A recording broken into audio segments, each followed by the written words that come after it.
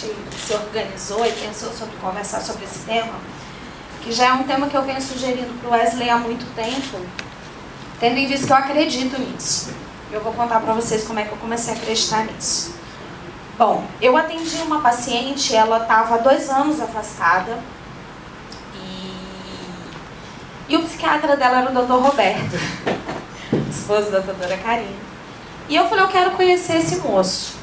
E liguei para a secretária dele e disse, eu posso ir aí conversar com o doutor, ele é médico da minha paciente, eu gostaria muito de conhecer.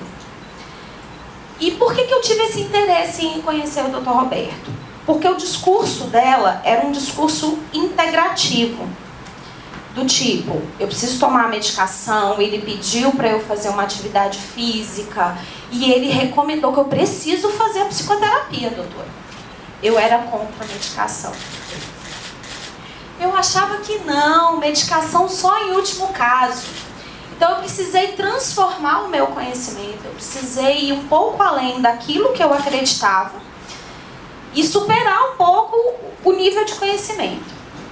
E aí quando eu me deparei com essa possibilidade de que a psicoterapia sozinha ela não podia entregar para as pessoas aquilo que ela propunha, que ela precisava de auxiliares, eu descobri que o psiquiatra era o meu melhor amigo. Sim, caso necessário, vá ao psiquiatra sim. Não está dando conta, peça ajuda sim.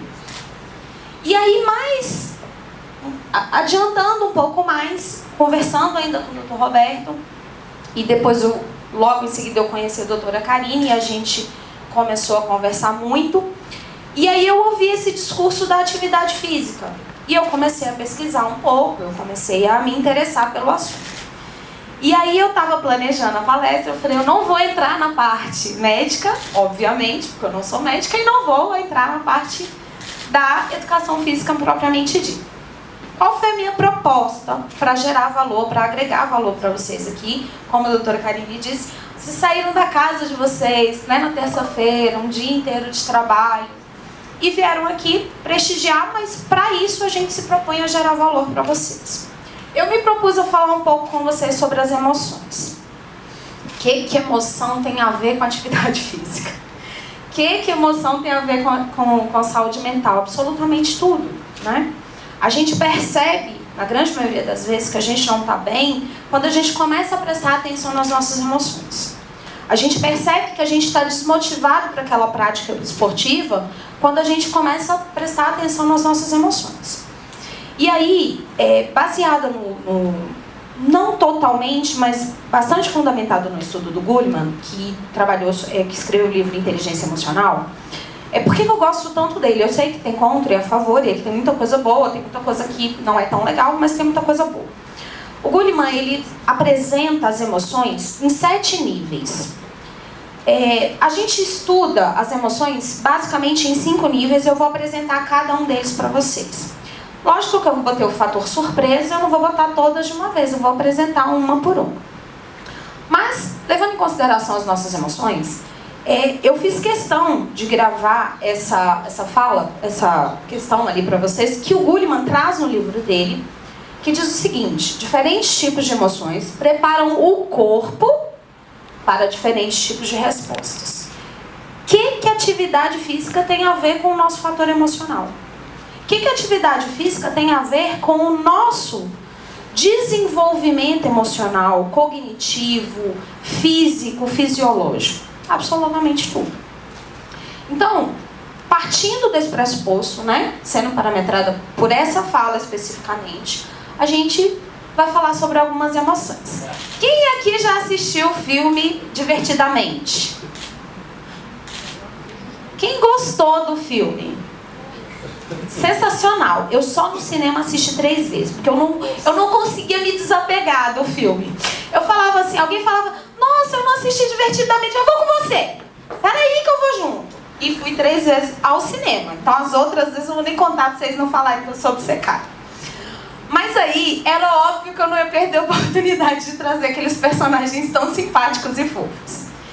E eles despertaram, os personagens mesmos do filme, eles foram desenvolvidos com os roteiristas, foram auxiliados por um grupo de neurocientistas. né?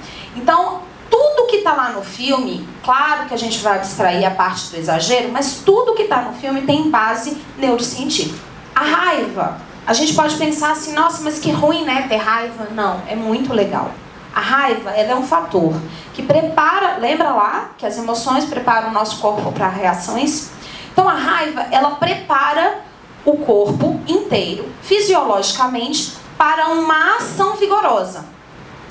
Às vezes a gente tem raiva do coleguinha, não pode ter raiva do coleguinha, mas às vezes a gente precisa, porque esse coleguinha pode ser uma ameaça.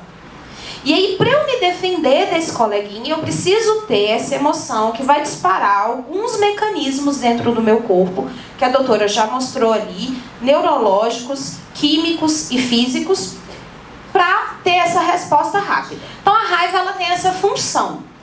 Então a raiva não é ruim, ela tem uma função, ela se propõe a algo.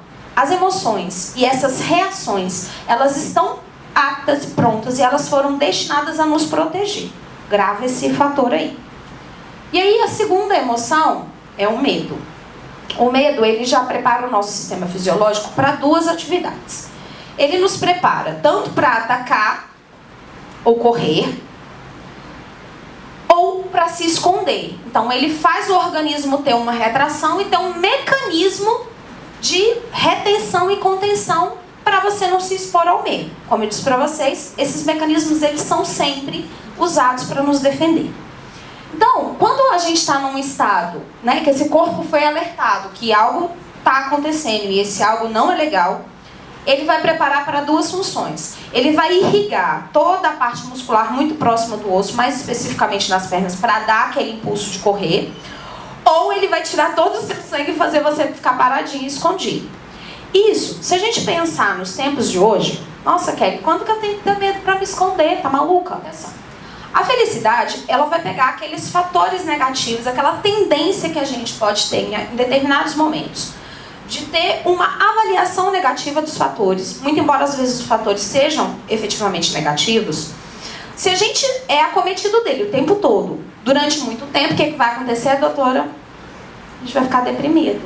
Então esse mecanismo de felicidade, de pausa, às vezes a vida está muito ruim. E as pessoas perguntam, os filósofos, né, dizem, felicidade é utopia, isso não existe. Cara, que vida chata, né? Não ter felicidade. A gente não vai ter uma felicidade constante, eterna e duradoura e um único estado que a gente vai vivenciar. No entanto, a gente precisa dessas pausas. A vida é corrida, sofrida, tem conta para pagar, tem os boletos. Se você quiser sortear uns boletos aí também, a gente tá botando pra jogo. Tem essas preocupações do dia a dia, óbvio. E aí essas pausas, esses refrigérios, esses oásis, vão nos permitir dar uma respirada para começar de novo. Então a felicidade também é uma emoção. Então, e aqui, só recapitulando, a gente não vai falar de emoção positiva nem negativa. A gente está falando de todas as emoções que vão sempre ter a função de nos auxiliar, de nos proteger. Repugnância. Lá no filme ela é chamada de nojinho. E eu também acho ela sensacional. Essa carinha de abusada dela é muito massa. O que é nojinho, né? É o apelido carinhoso que deram para repugnância, porque também como é que as crianças vão entender repugnância? O que é isso, mãe? E tal, ia ficar difícil de explicar. A nojinho, a nossa repugnância, ela tem uma função que para mim é uma das funções mais primitivas, né? Um dos mecanismos mais primitivos que nós nos desenvolvemos de proteção e um dos mais sábios e um dos mais efetivos. Ou seja, eu tenho muito apreço pela nojinho, pela repugnância no caso. O que acontece nesse estado de emoção? Eu vou perguntar uma coisa para vocês, vocês vão me responder se sim ou se não, só para eu balizar aqui se eu estou na mesma vibe que vocês. Quem aqui já sentiu um perfume e automaticamente lembrou de alguém? Ok. Quem já comeu vou dar um exemplo bobo, tá? Um tomate assim meio ruim, meio passado e passou um tempinho sem conseguir comer tomate assim, sem dar uma cheiradinha, sem falar, será que esse tomate tá bom? Aquele dia não tava. Tamo equilibrado aqui, é mais ou menos isso. O que a repugnância nos leva, né? Ela nos leva para o entendimento de algo que seja desagradável e ameaçador. Ameaçador nesse sentido mesmo, de odor, a gente primeiro vai sentir o cheiro de algo quando vai comer, até porque essa proximidade aqui vai propiciar isso. Então, esse alimentar-se, ele também vai passar pelo olfato, e esse olfato vai servir de referência para a próxima vez. Lembra lá dos homens das cavernas? Eles não tinham tanto conhecimento, então eles precisavam se proteger. E aí, quando ele ia comer algo que ele já tinha comido anteriormente, tinha feito mal e tivesse o mesmo cheiro, que ele ia fazer? O que vocês fariam? Não ia comer de novo. Então a repugnância, ai, que nojinho, isso não é legal, ela serve exatamente para esse nível de proteção. Não vou entrar nessa de novo porque vai me fazer mal, pode até me matar. Então essa emoção, ela também tem essa função de proteção. Mais especificamente do organismo, né? E aí a tristeza. Essa imagem dela é a melhor de todas, né? Gente, e aí por que eu acho que a alegria é meu avatar? Porque eu era igual a alegria, eu achava que ninguém podia ficar triste. Vamos ser alegre. Só que não. Não é legal. A tristeza, ela tem uma função. E eu fui entender essa função da tristeza com muita clareza lá no livro do Goleman. Quando ele aborda as 7 emoções principais lá que ele retrata, ele fala da tristeza com um cuidado quase poético. Ele diz o seguinte, que a tristeza, ela tem uma função de baixar a nossa energia a um nível de não sair de casa, para que não saindo de casa, nesse estado de tristeza, eu não me coloque em risco. Eu não tenha vontade de me matar, eu não tenha vontade de não falar com ninguém. Então, já que eu estou nesse estado de tristeza tomado, a gente precisa frisar isso, né? Uma grande perda e uma decepção significativa são os maiores fatores de nos levar a um estado de tristeza profundo. E aí, quando é aquela hora que a gente fala, poxa, mas eu não queria sentir isso. E aí é essa hora que a gente precisa ter muito respeito e muito amorosidade pelo nosso organismo. Porque ele vai sempre nos proteger. E se você está sentindo tristeza, olha para isso. Olha para que tristeza é essa. O que essa tristeza comunica? O que ela vem te dizer? O que ela vem te ensinar? Ela tem um propósito, ela está ali por algo. Ela não está ali à toa. E o universo, a mão, Deus, seja lá como vocês queiram chamar, não inventou isso à toa. Tem uma função. Então a gente precisa ter esse cuidado para olhar para essas emoções, e emoções às vezes até que a gente costumava, e inclusive eu antes de estudar um pouco mais sobre isso, costumava classificar como positivo, negativo, bom ou ruim. Então a gente sai do julgamento e olha para a tristeza, e olha para essa dor que está vivenciando. A partir do momento que eu entro nesse estado de sair do julgamento, se é bom, ruim, certo, errado, e olho para a coisa propriamente dita, eu vou entrar num outro estado que é compreender. E aí, para compreender, né, e por que eu descrevi cada uma das emoções aqui, mesmo levando em consideração que o tempo era bastante rápido, eu fiz questão de trazer cada uma das emoções e falar um pouquinho sobre elas. A gente vai passar por um processo, todas as vezes, as decisões que vocês tiveram para terça-feira, dia 22, às 19h30 estarem aqui, ela foi embasada por um processamento que, em geral, a gente não se dá conta. O que acontece nesse processo? A gente pensa. Primeiro você recebeu o folder e pensou que aquilo poderia ser interessante. Tomada desse princípio, isso pode ser interessante, eu conheço alguém, eu conheço a moça... Meus pacientes, obrigada gente, vocês são lá. Só que esse pensamento, ele dispara um outro mecanismo. Um sentimento. Minha psicóloga é tão legal, eu vou lá. Né? Esse tão legal, você já passou por um outro estágio. Primeiro você pensou, passou por um outro estágio e disse, vou prestigiar porque eu me sinto interessado pelo assunto e tal. E aí, quando esse sentimento também é disparado, ele desencadeia um outro processo, que é uma emoção. Vocês estão conseguindo fazer esse sequenciamento? Como que ele acontece? E é É fato? Acontece de verdade para vocês? Assim, vocês pensam, tem um sentimento e esse sentimento dispara uma emoção? Pois é. Por que mesmo que eu trabalhei todas as emoções com vocês? Porque isso aqui não tá de outra cor por uma razão ao acaso. Eu não errei a paradinha lá da setinha. Só que quando eu tenho a emoção, ela vai me levar para uma ação. Ok? Vir aqui foi a ação. Certo? E essa ação, ela vai gerar um resultado. Até aqui estamos juntos? É isso mesmo que acontece? O resultado é que fui, vi a palestra, minha terapeuta ficou felizinha comigo, foi lá e tal, meus amigos, aqui. Tem um resultado. Só que aqui mora um detalhezinho. Esse detalhezinho aqui é que a gente precisa ficar muito atento. Que pensamento foi esse? Que sentimento foi esse? Que emoção é essa que disparou para me levar a ter uma ação para gerar resultados? Onde está a atividade física? Ela está aqui. Qual é o resultado que eu quero com essa atividade física? Ele está aqui. Só que eu só vou para a academia tomada de uma emoção desencadeada por um sentimento que foi processado a partir de um pensamento. Só que não para por aqui. A gente tem um outro probleminha aqui. A gente estava falando, eu falei para vocês que emoção não é positiva nem negativa, mas eu não tinha outra maneira de representar isso que eu vou colocar aqui para vocês se não fosse dessa maneira.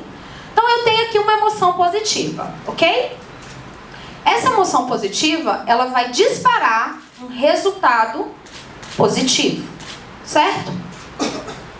Só que a gente fica muito focado nas ações.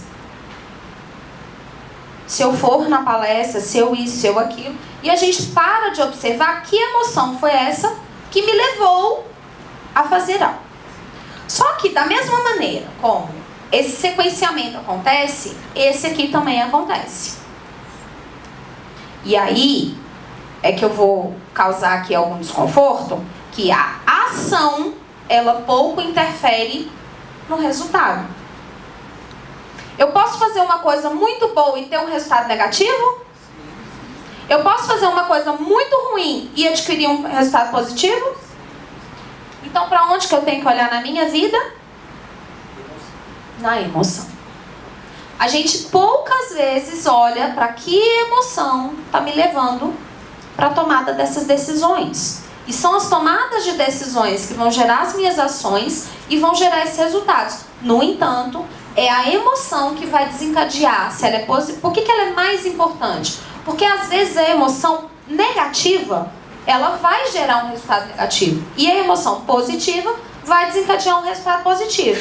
Considerando que se eu tenho uma emoção positiva, raramente, eu não vou dizer nunca, porque assim, eu tive muita vontade, mas eu não vou dizer, raramente ele vai desencadear um resultado negativo. Também independente da ação.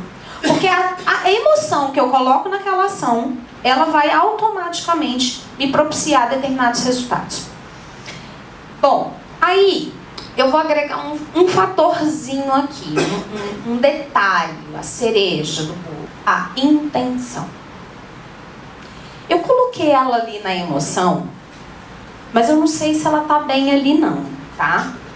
Eu fico oscilando com ela entre o pensamento e a emoção sempre. A intenção, ela não tá na ação, ela tá aqui. Ou aqui, ou aqui. E nunca também no resultado. Por que eu fiz questão de destrinchar essa sequência de processamento que a gente faz para as nossas tomadas de decisões? Porque a gente olha muito para o resultado. Cara, eu tô lá na academia. Eu tô malhando. Não tá dando certo. Por que será? Não tá legal. Que intenção. E que, associado a que emoção, eu tomo a decisão de ir para a academia? Qual é a minha intenção em cuidar desse corpo? Ela tá consciente? Ela não tá consciente? Por que eu tomei a decisão de cuidar desse corpo? No que ele interfere? Como que ele impacta nos meus resultados? Porque quando eu tenho lá o pensamento de que eu preciso tomar uma atitude diferente, que eu preciso fazer algo diferente, que eu preciso me reorganizar para que a minha vida seja mais funcional, qual é a intenção? olha, eu dei todas as dicas aqui, né? Eu quero que funcionar mais, eu quero ser mais produtivo. A intenção, ela fica clara, mas eu preciso parar para olhar para isso. E nessas horas é que, como a doutora falou, às vezes eu não vou no psicólogo não, porque o povo tudo doido, só trata de doido, eu não sou doido, eu não vou lá não. Só que nós somos os profissionais que vão ajudar, apoiar vocês a perceber isso. A gente se instrumenta para ajudar vocês a perceber como que isso funciona. Mas não é lá a partir do livro, não. É a partir da sua vida. Porque aí se eu olho só para o resultado e não estou gostando, eu também não sei o que fazer com isso. E aí a gente dá um passo atrás e começa a se perceber do que eu penso. Que intenção tem esse pensamento? Que intenção tem esse sentimento? E aí eu vou me empoderando de mim mesma. Do que eu penso, de como eu penso. Do porquê que realmente para mim é tão importante cuidar desse corpo. Cuidar dessa relação, cuidar da minha vida. Ir sim ao psiquiatra. Eu não estou dormindo bem. Por que não? Às vezes começa a gente a perceber o resultado é não dormir bem. Que vai chegar lá numa depressão. Às vezes, eu percebo que alguns surtos de transtorno de borderline, ele começa sempre com relato, não estava dormindo, pum! Estourou. Aí vem assim, mas aí era o quê? Não estou dormindo bem. A ação, a gente vai precisar investigar. Mas quais as emoções está levando esse cidadão para esse não dormir? Que intenção é essa? Né? De descansar, de repousar, de cuidar desse corpo, de cuidar dessa cabeça. Às vezes a gente não sente com tanta propriedade. Por quê? Porque o organismo foi feito para absorver todos aqueles elementos que são liberados no momento da atividade física. O organismo já foi feito, não é para dar um barato não. Não vai ficar sarado de uma hora para outra não. Tem muito mais do que isso. E aí a intenção que eu coloco nesse processo de respeitar esse corpo, de cuidar, de me movimentar, de não permitir que esse corpo adoeça, dentro das minhas possibilidades, daquilo que eu posso fazer para que esse corpo esteja mais saudável possível, porque é para vocês, quanto menos precisar do psicólogo, quanto menos precisar do psiquiatra, melhor.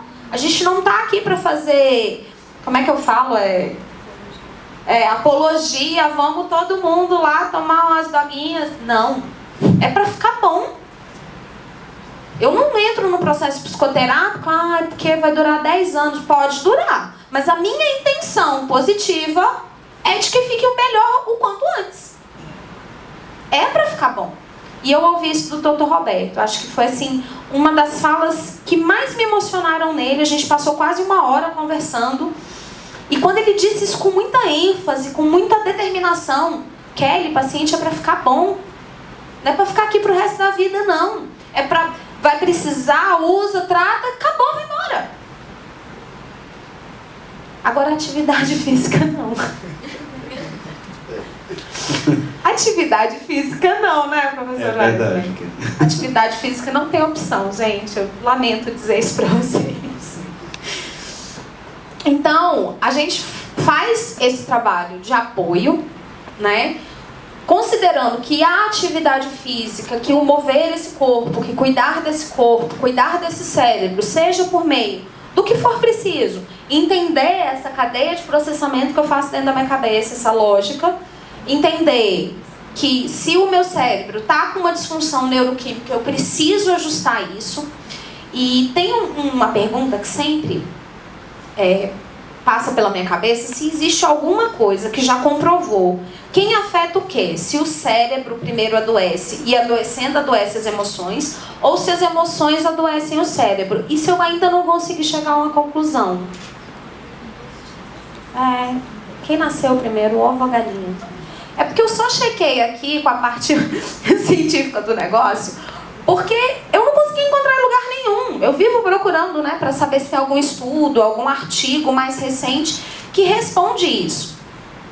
Ora, se eu não sei se são as minhas emoções que afetam o funcionamento neuroquímico, ou se o funcionamento neuroquímico afeta as minhas emoções, Eu preciso, por meio do meu corpo, da minha consciência, das minhas atitudes e da minha intenção, cuidar desse corpo. Essa era a minha contribuição. Eu espero de verdade ter, né, gerado algum valor para vocês. E me disponho também, como doutora, a gente conversar um pouco mais, caso necessário. Mas eu acho que agora o Wesley vai tomar o para sempre, né? Obrigado, doutora. Uma salva de palmas para a doutora, por favor.